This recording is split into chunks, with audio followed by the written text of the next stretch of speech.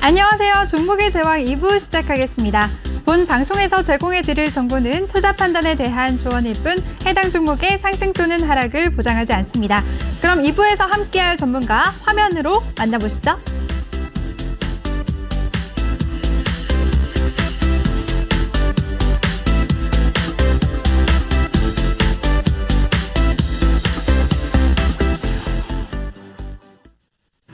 네, 2부에서도 잘생기고 멋있는 신강섭 전문가와 함께 하겠습니다. 1부에서 다 못 다뤘던 종목들 마저 얘기 나눠볼 텐데요. 전문가님. 네. 네. 상하이 컨테이너선 운임 지수가 네. 전주 대비 50포인트가 올랐다고 해요. 네. 그래서 해운주들이 강세 보였는데요. 이 종목들 어떻게 보셨나요? 네. 일단은 소개 멘트가 굉장히 좀 훨씬 나은 것 같아요. 아, 그래요? 네. 그쵸. 어색하게 인사하는 것보다. 네. 꼼꼼하고 세심한 요거보다는. 잘생기고 멋있느니. 네. 훨씬 듣기 좋은 것 같습니다. 앞으로 이렇게 하겠습니다. 네. 일단 상하이 운임지수. 네. 사실 지금 상하이 운임지수 이런 것들보다 차트 그러니까 화면 한번 보여주시면 제가 네. 상하이 운임지수 한번 보여드릴게요. 네, 상하이 운임지수가 지금 뭐 그렇게 크게 많이 뭐 오르거나 뭐 그런 건 아니고 계속적으로 이제 많이 올라 있는 상태에서 움직이고 있어요. 여기 보시면 이쪽에 있는 게 SCFI 이게 이제 상하이 운임지수거든요. 이쪽에 이제 BDI 지수가 있는 거고요. 이쪽에 상하이 운임지수가 있는데 1월달 초에 뭐 4,000에서 3,900, 뭐 4,088, 4,076, 뭐 그렇게 뭐 많이 이렇게 움직이는 건 아닌데요. 일단은 이 운임지수가 올라왔을 때는 예전에 이제 앞전의 상승이 이제 이 운임지수의 급격한 상승으로 이제 쭉 올라왔던 거고요. 지금은 이제 운임지수가 좀 안정권으로 잡으면서 그 고점에서 내려오지 않고 유지가 되면서 회사들의 실적이 좋아지고 있다. 그리고 이제 경기 회복에 대한 기대감, 그리고 그런 어떤 물동량들이 계속 늘어나고 있고 곡물 가격이나 어떤 그런 원자재 가격들의 상승들이 나오면서 좀 활발해질 것 같다라는 어떤 부분들 때문에 지금 오르고 있어요. 그래서 이제 그게 실적으로도 보여지고 있고요. 해운주를 오늘 말씀드리는 거는 네. 이게 고점을 넘을 수 있을 것 같냐, 이제 그런 부분에서 좀 관심을 갖자라고 이제 말씀을 지난번에 드렸는데 오늘 고점을 넘겼거든요. HMM이. 고점을 좀 넘기면서 계속적으로 해운주가 죽지 않고 계속적으로 이제 이런 흐름을 잘 타고 가는 모습을 보이고 있다라는 거를 한번 말씀을 드리고요. 지난번에 이제 벌크선이죠. 이 HMM은 컨테이너선을 가지고 이제 하는 거기 때문에 이제 상하이 운임지수하고 관련이 있는데 네. 이제 STX 페노션 같은 경우는 컨테이너가 아니라 벌크선이라서 이쪽은 또 이제 BDI 지수하고 조금 영향이 있고요. 네. BDI 지수도 어쨌든 그렇게 뭐 나쁜 흐름을 보이고 있지 않아서 상하이 운임지수처럼 그렇게 급등이 나오고 있지는 않지만 이것도 고점을 넘기면서 사실 신선하게 고점을 넘어가는 어떤 모습이 나오고 있거든요. 이거는 이제 많이 오르지 않았으니까 조금 이 페노션의 주가 흐름이 사실 훨씬 더 이제 HMM보다 훨씬 좀 신선하게 나아질 수 있는 흐름이 아닌가, 만약에 해운주에 좀 관심을 갖는다면. 다만 이제 실적은 확실히 HMM이 훨씬 낮고 규모나 이런 것들은 훨씬 안정적이고요. 예, 지금 HMM은 이제 벌크선을 가지고 움직이기 때문에 일단 기술적으로는 좋아 보이는데 이제 그 흐름은 향후에 한번 보셔야 될 것 같습니다. 또 하나의 이제 또 대한해운이라는 회사가 있는데요. 네. 앞전에 HMM이 오를 때 약간 뒷북을 치는 이제 상승이 나왔어요. 앞전에서는 안 움직이고 있다가 이제 HMM이고 뭐 이렇게 움직일 때 혼자 못 가고 있다가 이제 여기서 뒷북을 치면서 혼자 제일 세게 올라오면서 옆으로 눕고 있는 일단 그런 모습이 나왔는데요. 이 주식은 또 약간 모양이 달라요. 고점이랑 지금 이제 거리가 굉장히 멀죠. 다른 거는 이제 고점을 넘어갔는데 이 주식은 이제 가지를 못하고 여기 아직 갇혀 있거든요. 근데 이게 단번에 바로 넘어갈 수 있는 모양으로 보이진 않고 조금 이제 시간을 주다가 HMM이나 STX 페노션이 계속적으로 괜찮은 흐름이 나오면 또 다시 이제 아무도 모를 때 혼자 이런 식으로 이제 또 올라갈 수 있는 그런 가능성은 있다. 근데 다만 해운주를 보더라도 대한해운을 보는 것보다는 STX 페노션이나 HMM 쪽으로 보시는 게 나을 것 같다라는 말씀 드립니다. 네, 알겠습니다. 고점을 돌파한 해운주에 대해서 종목별로 흐름을 짚어봤습니다. 이번에는 달콤한 수익의 맛을 보여드릴 신강석 전문가의 포트폴리오 시간인데요. 포트폴리오부터 확인해 볼게요. 네, 신강석 전문가의 보유 종목입니다. 세종공업은 수익률 0.95% 기록하고 있고요. SFA 반도체 30.28% 기록하고 있습니다. 3기는 마이너스 2.32%, LG는 마이너스 7.28%, 현대글로비스는 수익률 0%. 다음 장 살펴볼게요. 클래시스도 있습니다. 네, 전문가님. 네. 지금까지 계속 이제 네, 전문가님 이 종목들 간단하게 리뷰 부탁드릴게요. 네, 지금까지 이제 매번 1시간씩 방송을 하다 보니까 네. 정작 이제 제가 추천드린 종목에 대해서 거의 언급을 못하고 계속적으로 그냥 빨리빨리 그냥 좀 넘어간 부분이 있어서 한번 점검을 드리면 지금 시장 상황도 좀 내려오고 있고 하니까 네. 점검을 드리면요. 일단 세종공업부터 먼저 한번 보여드리면 네. 세종공업 차트가 지금 그 가려고 하는 모습이 나왔다가 지금 이제 그 수소차 어떤 이슈로 인해서 좀 슈팅이 걸리고 거기서 이제 좀 매도 물량이 쏟아지면서 지금 밑으로 내려오고 있고요. 시장 상황이 안 좋다 보니까 좀 같이 이제 조정을 받고 있는데 이 수소차 이슈는 계속적으로 아마 이슈가 있을 거고 이 세종공업이라는 회사의 그런 자회사의 상장 이슈도 있고 수소차나 아니면 그런 어떤 연료전지 그리고 뭐 그 스마트 팩토리 이런 관련된 자회사들이 3개가 있는데 그 회사에 대한 상장 이슈나 그런 부분들이 있어요. 시가총액이 지금 현재 2,600억인데 그 회사를 상장하는 그런 어떤 부분의 그 지분 가치만 해도 한 2천억 정도는 된다라는 게 이제 시장의 예상이고요.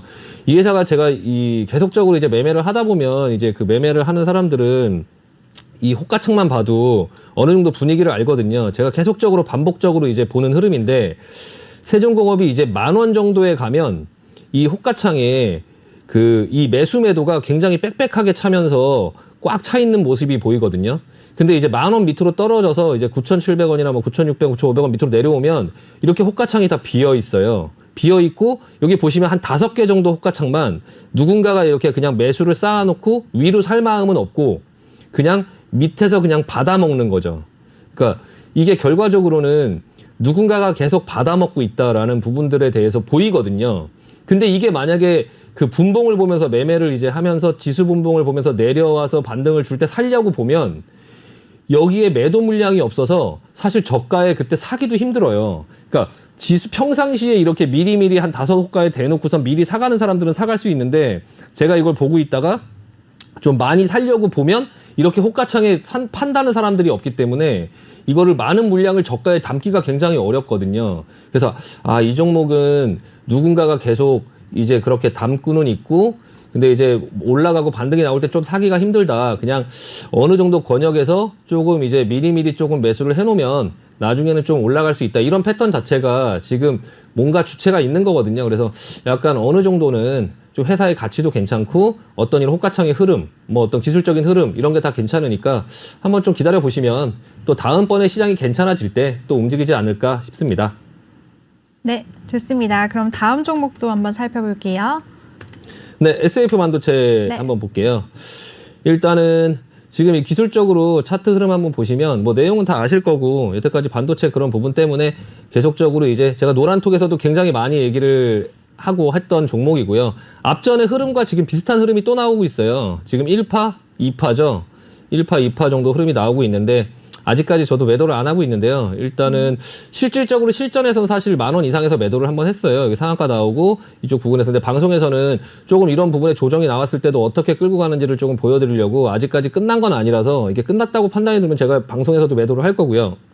실전에서는 이제 이 정도 부분에서 위에서 어떻게 운이 좋게 대부분 다 잘 매도를 했거든요. 지금 보시면 흐름이 똑같이 나오고 있어요. 앞전의 흐름으로 지금 똑같이 나오고 있고 요 흐름 이렇게 지난번에 나왔던 흐름이 있거든요. 저는 이거를 분봉으로 매일매일 보기 때문에 호가창을 그 분봉의 어떤 모습도 매일매일 보기 때문에요. 그런 힘의 어떤 그런 세기나 아니면 돈의 흐름 같은 것들을 느끼면서 하거든요. 아직까지는 조금 매수할 때는 아니다. 그냥 좀 상황을 보면 다시 이렇게 조정을 줬다가 다시 한번 갈 수 있는 흐름이 있다. 이거와 비슷한 패턴을 제가 하나를 보여드리면 상신 브레이크라는 종목인데요.